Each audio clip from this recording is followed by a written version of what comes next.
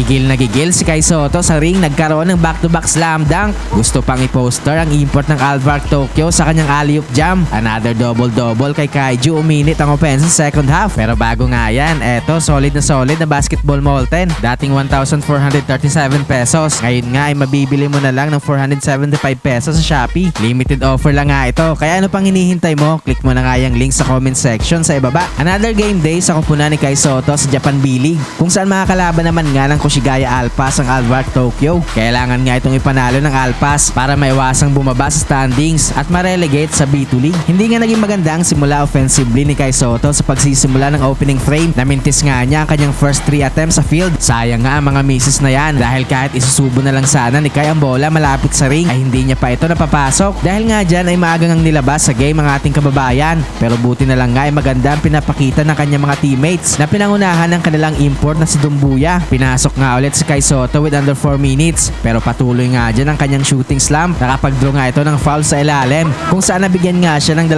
free throws. Namintis nga dyan ni Kai ang kanyang 2 bonus shots pero agad naman nga bumawi si Kaiju. Matapos ulit itong makapag-draw ng foul, this time nga ay naipasok niya na ang kanyang 2 free throws para sa kanyang unang puntos this game. Makakapagpabaon pa nga ng 3 puntos na kalamangan ng Koshigaya Alpas after ng first frame, 23-20. Second quarter ay dikdikan na nga dito ang labanan ng both teams. Hindi nga dito gaanong nabibigyan ng bola si Kaiju, kaya naman hindi din nga ito nagkakaroon ng opportunity na makapag-attempt sa opensa. Bigla nga nagkaroon ng run ng Koshigaya sa late minutes kung saan umabot na nga sa 8 points ang kanilang kalamangan sa Alvark Tokyo after ng first half, 39-31. Third quarter ay gigil na nga itong si Kai Sotto na makapuntos. Matapos nga niyang mamintis ang kanyang unang field goal attempt this quarter ay sinigurado niya na nga sa pangalawa, 200 slam dunk na may konting gigil sa ring. Yan nga ang unang field goal ni Kai Sotto sa game na ito. Bumabalik na nga itong confidence ni Kai sa opensa kung saan sa 2-minute mark ay nagkaroon nga ulit ito ng another slam dunk. Naging back and forth pa rin nga ang opensa ng both teams hanggang sa late minutes pero magtatapos nga ang third frame. Nalamang na ng 3